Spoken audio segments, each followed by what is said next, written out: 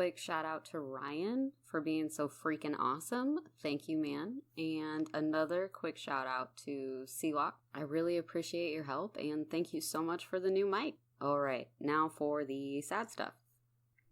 So in this episode, I'm going to tell you everything I've learned about a toddler that's still missing from the salmon forests of Idaho State during a family camping trip on July 10th of 2015. This is DeOrr Kunz Jr., who could now be about 7 years old. I'm covering this case not only because it legit haunts my soul at night, but also there's still a chance he could be out there somewhere. People from all over have become so emotionally invested in bringing this case to a close, and any type of sign of DeOrr, dead or alive, would bring this closure not only to the family, but the other moms like me that just hurt over all the unknowns in this case. I would for real get stomach pains just thinking about this little boy out there stuck in the woods, in the dark, calling for his mom, lost, scared, and I just die inside thinking about it. And I feel like it's something that could really happen to anyone, even myself. This is currently an ongoing open missing persons case. All the information I found is available online from news outlets, articles released publicly both by the sheriffs and the private investigators. I have the actual 911 audio and all the available interviews and documentaries that have been done on them.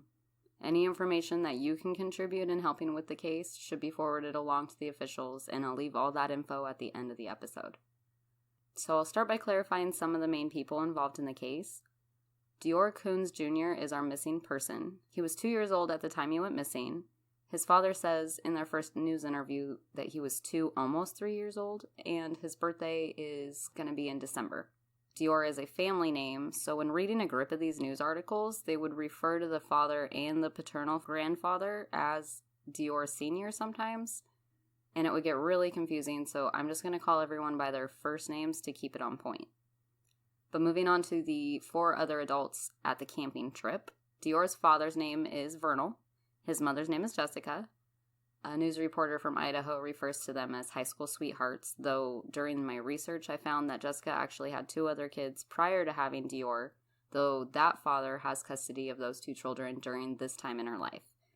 Jessica and Vernal are not married, but they do have little DeOrr together. Also on the camping trip are Jessica's maternal grandfather, Robert or Bob Walton, and a personal friend of his, Isaac Rainwand.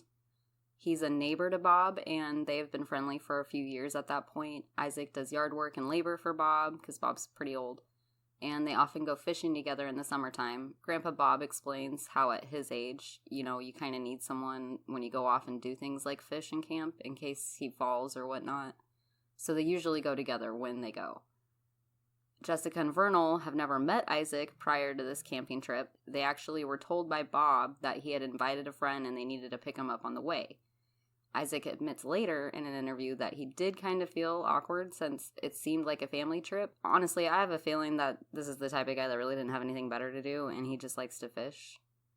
I saw in one of the interviews that Isaac had done with the local news that he said he went over to Bob's place because they were neighbors, and when Jessica and Vernal and DeOrr came over, they all met and then they drove up towards Leodore.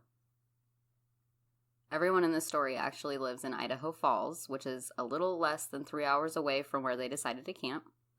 They must have left Idaho Falls as late as 6 o'clock or even 7 o'clock Thursday night, July 9th, 2015.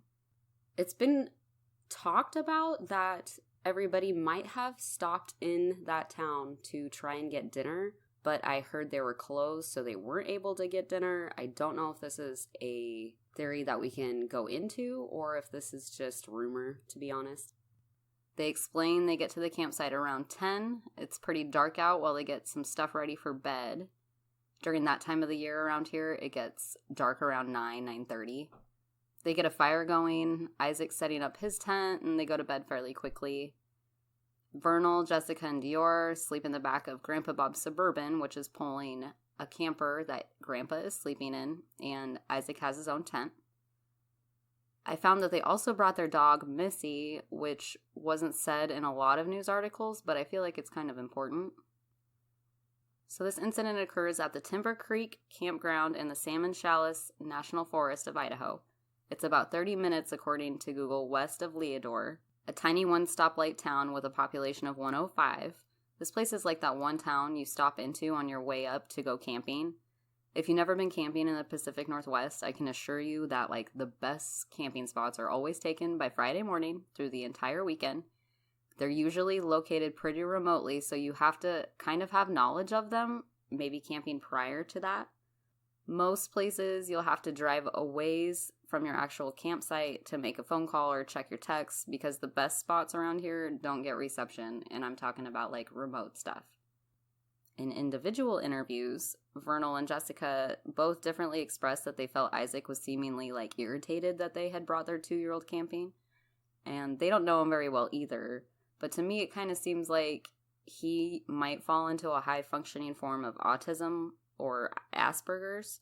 From interviews, he really doesn't seem aggressive or too loud. He seems thoughtful and like cautious with his answers.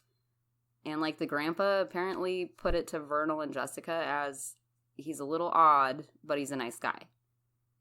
I'm going to clarify that Jessica works as her grandfather's caretaker, so besides camping with the family, her own mom had asked her to go with her grandfather camping this year just in case something were to happen to him. He needs an oxygen tank and has various health problems, including prostate cancer, contributing to the fact that this might be one of the last years that he's like physically able to go camping. And he said he hadn't been at this particular spot in over 30 years, so the trip was both kind of nostalgic and somewhat sporadic at the time. A timeline of the morning on July 10th, 2015 is not totally verifiable, as only the 4 people at the campground are also the not cleared persons of interest quite yet. So I'll tell you what happened from my understanding of listening to it from 4 different perspectives through interviews released publicly. Isaac is the first one up in the morning, waking everyone else up for the day. Jessica kind of describes like being annoyed that this basically stranger is knocking on their truck window like, wakey, wakey, eggs and bakey. But they all get up, someone makes breakfast, and everyone eats. I say someone because no one can actually say who did it. I think both Jessica and Vernal, they both say they made breakfast, so I think they probably both did. But then they're just hanging out by the fire and kind of chatting about what they're going to do for that day. And Jessica goes to Vernal and says that she started her period unexpectedly, and that they'll need to go back into town that's about 30 minutes away and grab some tampons. Vernal needs to get some gas too, so they head down on the mountain around 10 or 10:30ish in the morning, according to them.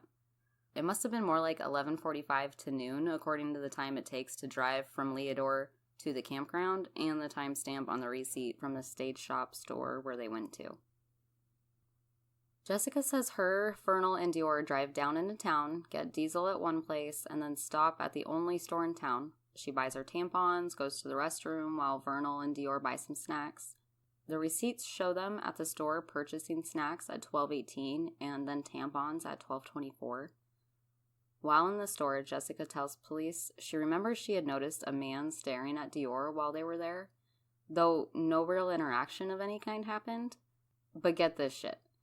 She was actually able to describe him well enough later to the sketch artist, so the local cops recognized the sketch and they were able to clear the dude fairly quickly.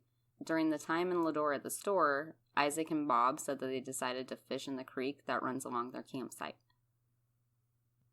Everyone seems to agree that Vernal, DeOrr, and Jessica get back to the campground around noon, though really they must have got back up there around like 1 at the earliest, according to the store receipt. Whatever the time they actually got back, Isaac and Bob were at the campsite with the fish they caught when Jessica expresses interest in fishing and casually asked her grandpa if he could watch DeOrr while they go fishing. This is really the tough part because Grandpa Bob admits he doesn't actually recall Jessica asking him to watch DeOrr, though he was watching him sort of anyways. He says that's what I hear when he's asked if he remembers being asked to watch DeOrr, and you can tell he really doesn't remember, but that's what everyone tells him. It honestly could have happened so casually that he really just doesn't remember. So he says he's sort of watching him anyways, and gestures like, well, he was watching him regardless if she asks, because he always kind of watches him when he's around.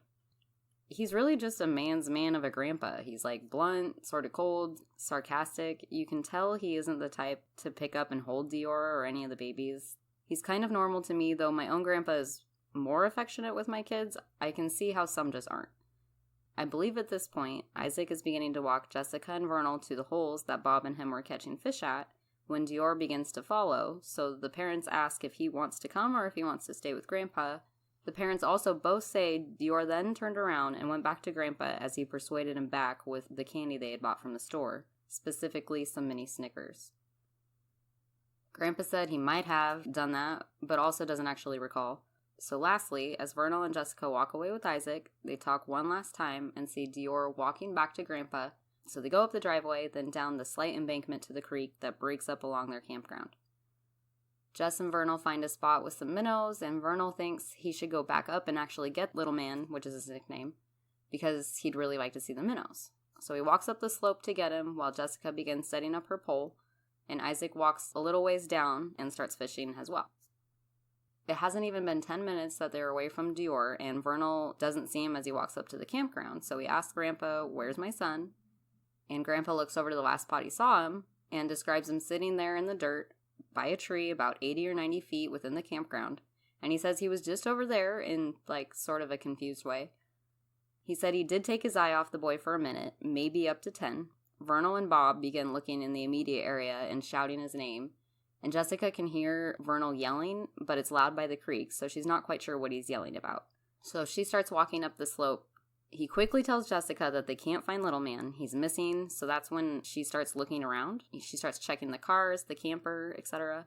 Isaac's doing his own thing for a half hour, maybe even an hour, he says, before he notices he's alone, and Bob's on the ridge, seemingly upset. He asks him what's going on, and Bob's like, they can't find DeOrr. Isaac also starts searching the area now, going up the nearby hills. I'm guessing it's about 1:30 to 2 p.m. by now, based on all the timeline estimates. Before calling 911, Jessica called her mother, who was already on her way from Idaho Falls, because she was planning to stay the rest of the weekend with the family. 14:28, 4 seconds, July 10, 2015. What's the address of your emergency? I'm actually camping in Leadworth, just outside of Leadworth. Uh-huh. My 2-year-old son, we can't find him. What's your name? Jessica Jessica who? Mitchell, How long has he been missing? about an hour. An hour? Yeah, Are you by water? yes. Okay, stay on the phone with me, okay? Okay. I'm going to put you on hold. John? I need...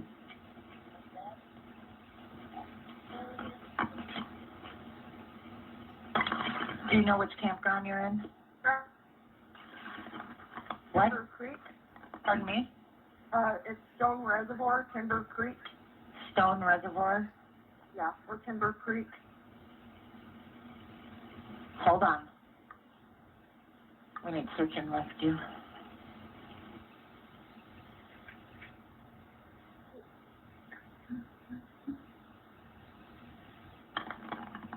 Jessica?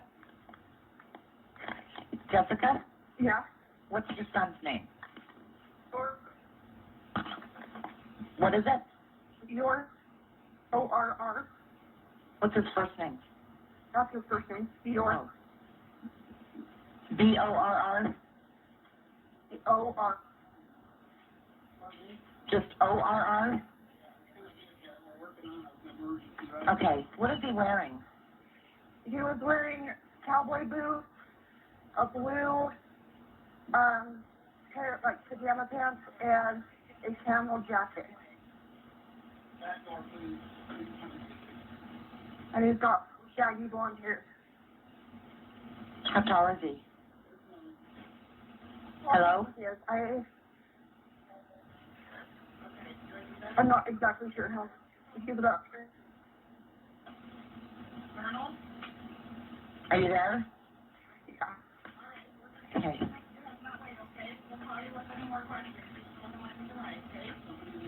Is your husband calling too?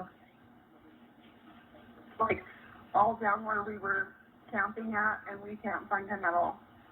Okay. Hang on. Do you know how far outside of Leadworth you are? What? It's the turn pass right after, like, the general store and the post office in Ledward, and it's at Timber Creek. As you're going up over the pass? If you're in Ledward and you're at the, like, gas station, you take the street on the left-hand side, right across the street from the gas station, and go straight out that street. Is it a paved road? No. Okay, as you're headed towards Ledward, you take a right on the street across the street from the gas station. It would be a left. A left. Yeah. And there's a sign that says, like, Timber Creek and Okay, stuff like that. and you're coming, like, from Idaho Falls? Yeah. Okay. Hang on just a second. She said you take a left on the street just past the gas station as you're coming in from Idaho Falls, and it says Timber Creek. Yeah. I know. Okay.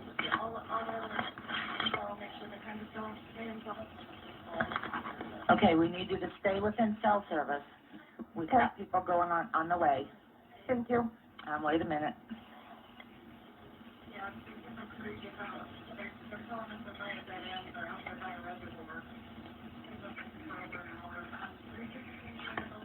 And you keep us updated with anything that's going on, okay? Okay. All right. Don't go away from cell service. Okay. Okay. Thanks, Jessica. Thank you. There's a weird Bye-bye. discrepancy in Vernal and Jessica's timing of how long they searched before calling. I'm not sure why this is, but Vernal tells the East Idaho News that they searched for 20 minutes before he goes into his truck and goes a little ways down the hill to get better reception to call 911. You clearly just heard Jessica tell operators that he's been gone an hour, so whether that's just a difference in time elapsed in their perspectives, or one of them is like me and legit can't tell the difference in estimated time periods, well, the actual audio says the call came in at 2:28.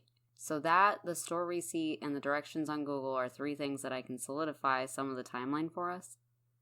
Salmon Search and Rescue with the Lemhi County Sheriff's Department launches an immediate search of the area with 2.5-mile radius. It's most likely the farthest distance he could have traveled on foot after he was found to be missing.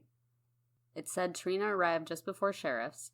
More than 150 volunteers were searching on foot, ATV, horseback. There was some by helicopter. They had dogs, they had divers, they had drones. Sheriffs suspend the volunteer search and hand the investigation over to officials, having not found a single sign of DeOrr on the mountain. My guess is that they concluded he wasn't on the mountain due to the extensiveness of the search and a reasonable proximity to how far he could have possibly been taken.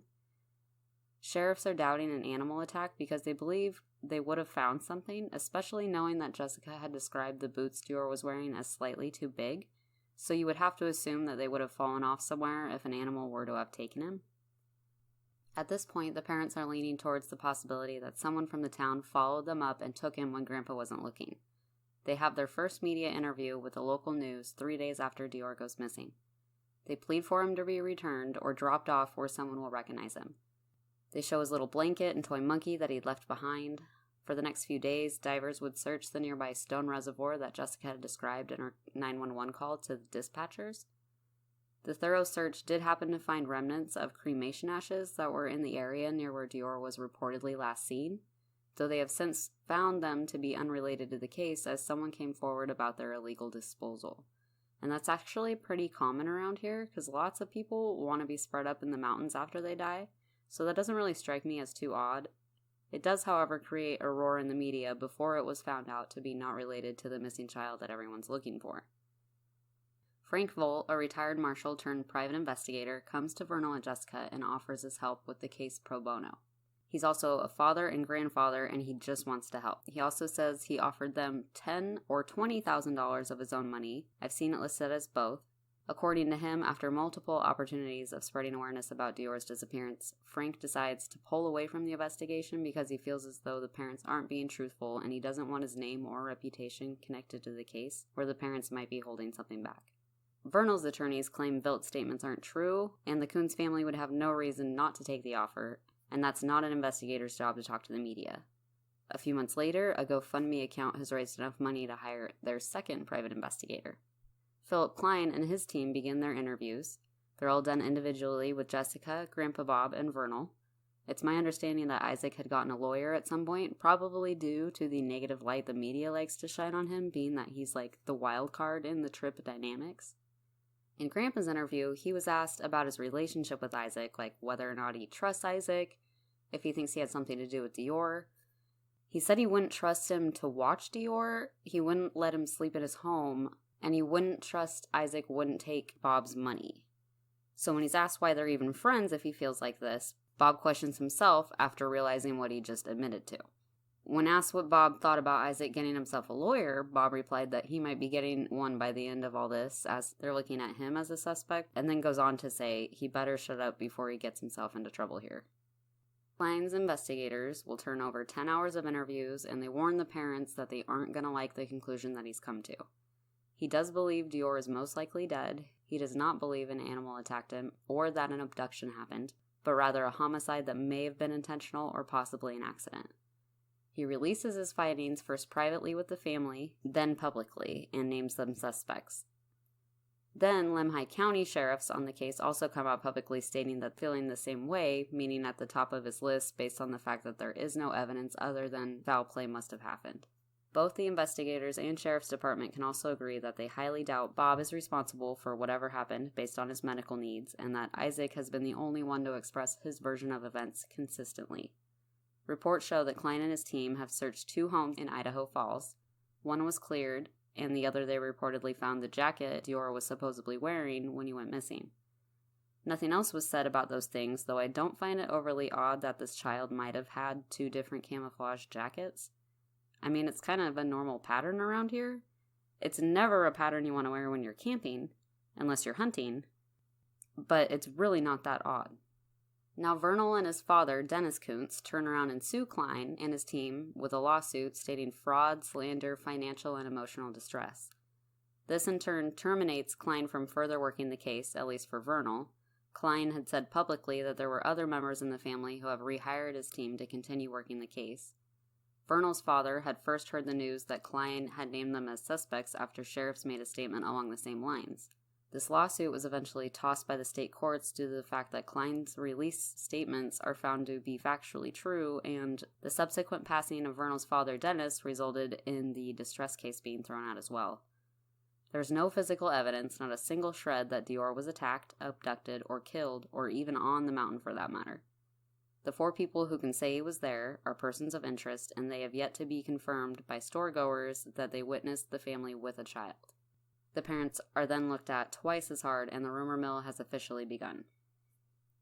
The public has really seemed to take what the 2 investigators and sheriff have said and started demonizing the family. It's really sad to me, honestly. I can easily find a handful of Facebook groups that have been made claiming to want the truth from the parents and keeping their own updates about any new information on the case. Some of them are more hateful in their words about the parents than others. At this point, it's 2016 and Vernal and Jessica have separated. I'm not positive, but I believe she and the father of her other children got married in July. So far, there's been 2 separate private investigators on the case, and now a different Lemhi County Sheriff, Steve Penner, is leading the investigation due to the retirement of the last one. He views the 4 adults at the campsite less harshly and more like unclear persons of interest.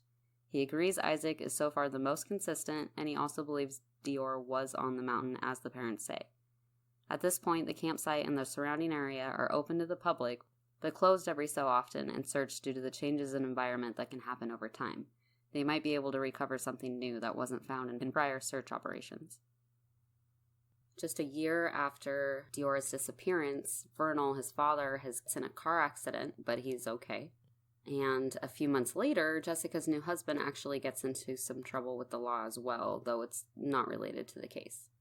The same year, Jessica's mom, Trina, has a big sticker for DeOrr on the back of her window that was found to be vandalized while she was inside with her family at their county's fairgrounds, which is just really, really fucked up, to be honest. I feel bad that she's a grandma. Like, if someone was doing that to my grandma, I would be livid. Like, I can't imagine how this family must feel every day, not only wondering where this child is, but being hated for something that they probably aren't even guilty about. A third private investigator has began working on the case just last year in April 2019. He informs the public that he has successfully had 2 separate dogs alert on the same spot in the campground. Then Steve Penner, the sheriff, brought in his own dog that hit on the same spot, making a total of 3. The new private eye, David Washburn, assures his dogs will only hit on human remains as they've only ever been trained with human bones or teeth. He's positive they hit on a human scent. This doesn't mean it's DeOrr, but this results in a dig of the area, and those findings have yet to be revealed. They may have found nothing, or they may just be building a case at this very second. David Washburn says he's done what he can to this point to contribute any new evidence to leads in this case. He says he speaks with each one in the family periodically and when he gets updates. He's also co-founded a search organization called Search for Me, and they work with a Facebook group called DeOrr Kunz Jr.'s Voices. David Washburn doesn't believe the parents are involved. Grandpa Bob has since passed away, leaving only 3 people to spill any beans about what might have really happened to DeOrr. As of today, there has yet to be a single hair found, and only time will tell if this case will ever be solved. Hopefully sooner rather than later. I gotta know what happens to this child before I die. I don't feel as those parents had something to do with it, as there's just too much reasonable doubt and not enough physical evidence for me. There's currently another bombshell case going on in Idaho regarding 2 siblings that have been missing since September of 2019, while their mother and stepfather are said to not be cooperating with the police on the whereabouts of their children. I would like to talk about this case further in a future episode as it's currently ongoing, and I can keep you updated as more information comes out. In April of 2019, there was remains discovered actually about 250 miles away from the campground in a city called Mountain Home, Idaho. They were found partially in a badger hole, and a lot of people were wondering if this would be DeOrr's remains. However, from estimates of looking at them before testing, they assumed that these remains must have been much, much older than DeOrr. I'm not quite sure if that was ever truly found to be related to the case. Like I said, one could be building at the moment, or there could be nothing at all. The link to the body language analysis done will be posted in the episode sources, so feel free to check them out more in depth. It's sort of funny because the YouTube video explains that they don't find deception or signs of guilt displayed in their body language per the videoed interview done with the East Idaho News just 3 days after DeOrr's disappearance. The same statements were analyzed by someone else, which is also linked in the sources, but they seem to contradict what the body language analysis states.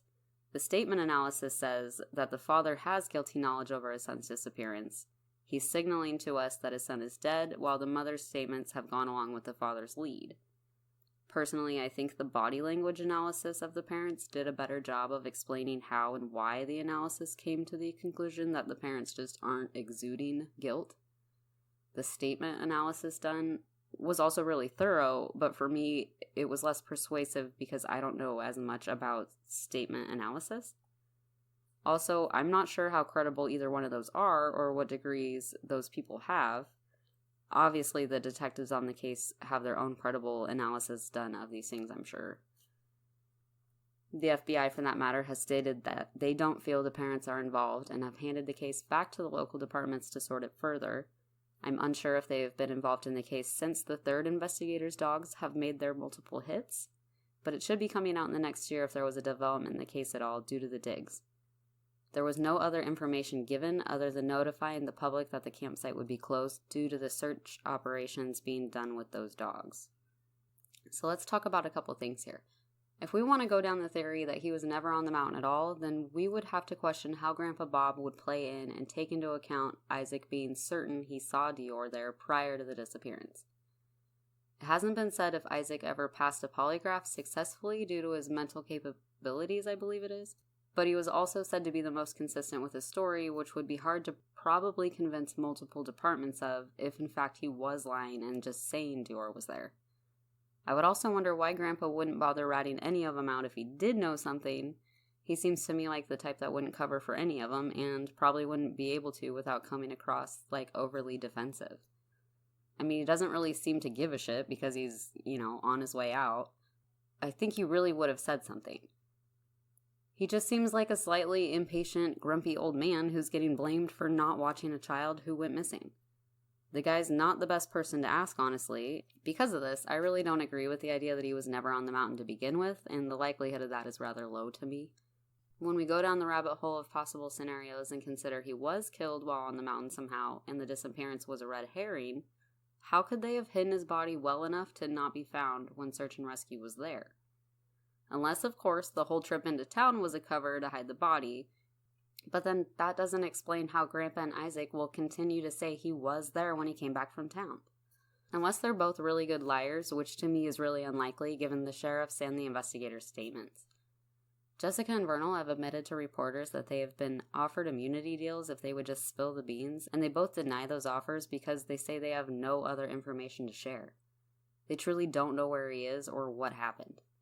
The two parents not even being together at this point, like what's stopping them from ratting the other one out if something did happen? I wouldn't cover for my ex if I was offered immunity in this situation.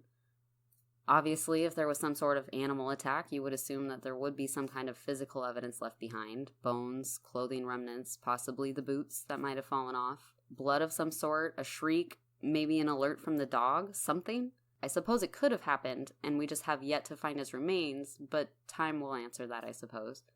To me, this is possible, but also not likely given the lack of evidence. If in fact he was taken by someone the family does or does not know, would there be evidence of it? People in the search party agree that the singular road that runs in and out of the campground is a 7-mile hella rough dirt road. It would have been really hard to drive up to this campsite without being seen or heard, though it's not absolutely impossible, really just less likely than the parents being untruthful. The parents are adamant that this is what happened, which makes sense to me as well. I would also consider this if my child was taken and I could literally not find a trace of them. Especially if I knew me or my husband didn't do anything. I wouldn't want to believe he's dead, and it would be hard for me to believe that Grandpa or Isaac could have done something in the time and space that they were in, on top of not finding him during the search. If you can just, for 1 second, imagine the circumstances that they have described. You go camping, there's a misunderstanding on who's watching the child is nowhere to be found, dead or alive. What else would you assume as truly innocent parents?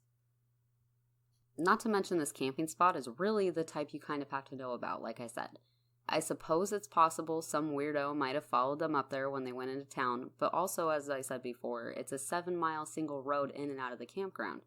You would probably notice someone following you in such a remote place. You'd hear their vehicle or you'd see the dirt trail that follows all the cars. Wouldn't the dog that was said to have been on the trip somehow alerted if a stranger came into the vicinity of the family?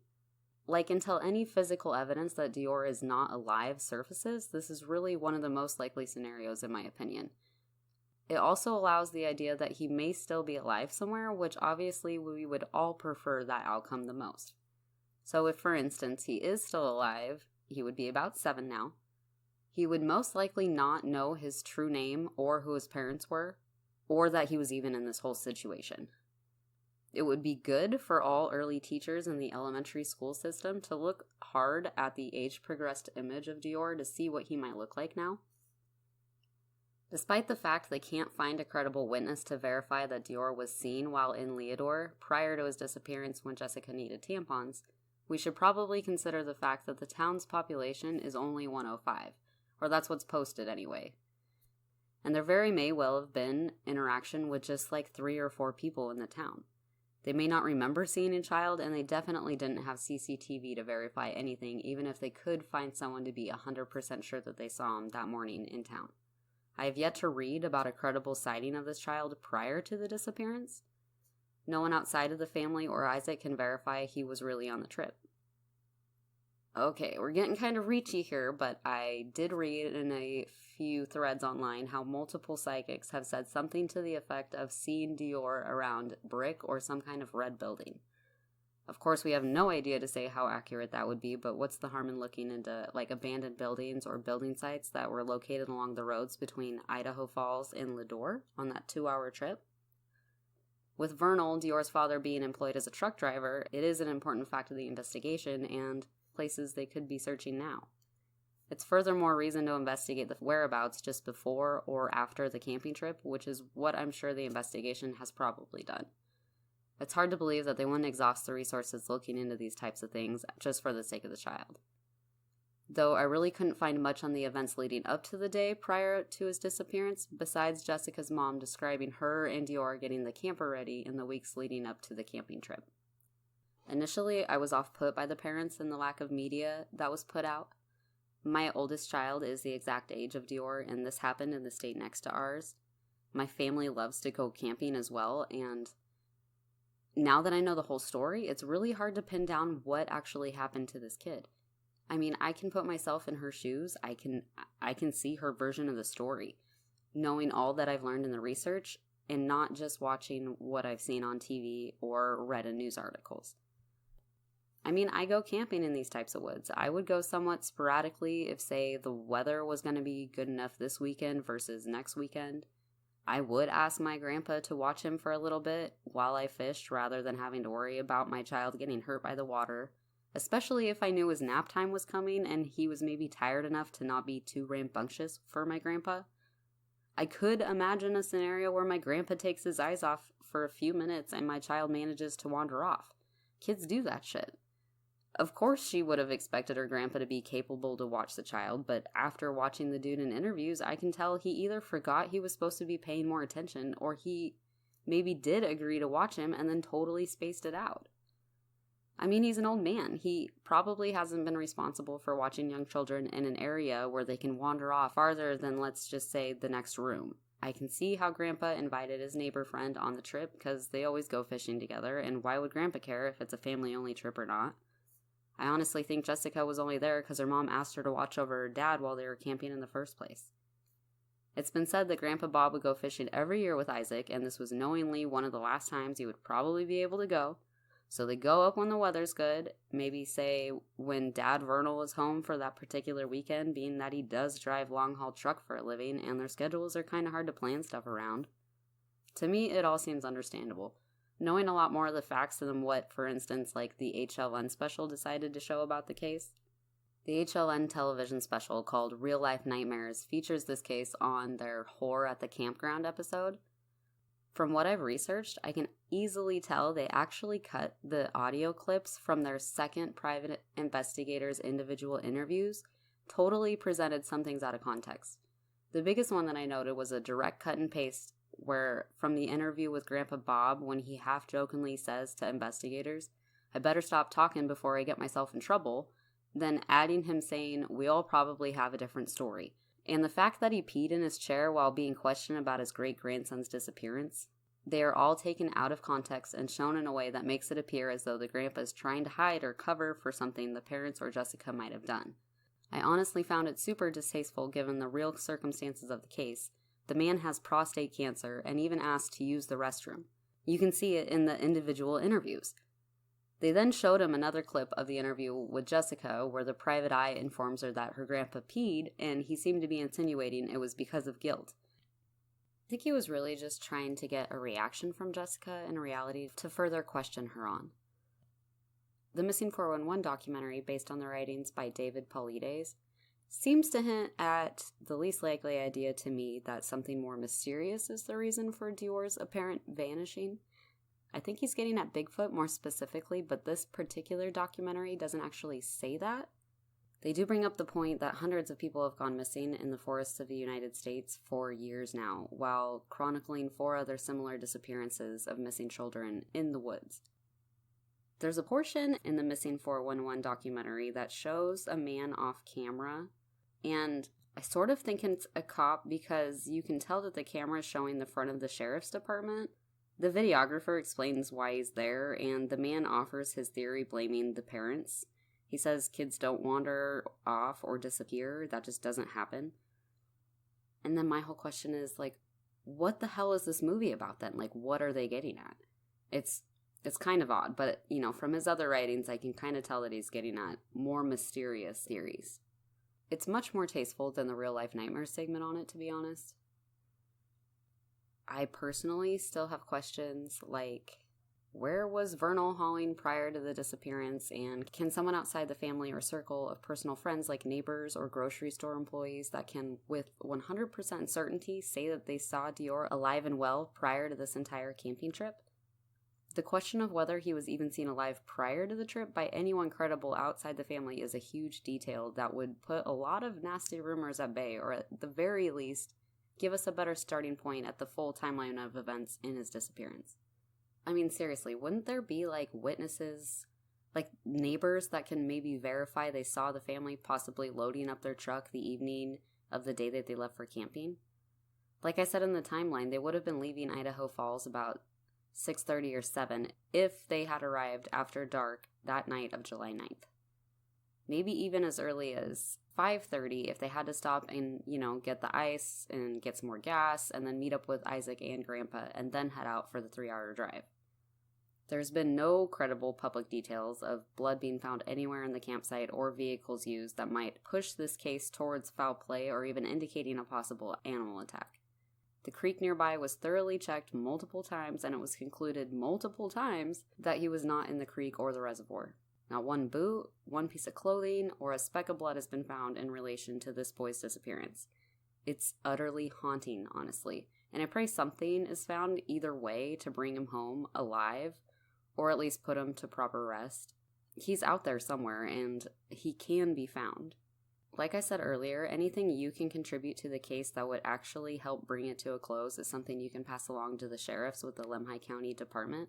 Their phone number is 208-756-8980. Or you can also call 1-800-THE-LOST. That's 1-800-843-5678. And you can leave them tips as well. I'll leave images of DeOrr on my Instagram if you guys follow along. Please do not go harass the family further. There are members in this family that are truly grieving, despite what people assume about the case. So I'm really sorry about just dumping all this information on you and then leaving you with it. That's kind of where I'm at with it right now. If he's alive, the chances of finding him will be a lot better if more people know about the case. So, go check out the age-progressed photo of DeOrr Kunz Jr. Maybe someone out there will recognize him and can bring him home. Unless you believe that Bigfoot exists, and in that case, I would just say, don't go camping, don't go in the woods, just don't go outside. Just don't. Alright? Life tips here, you guys.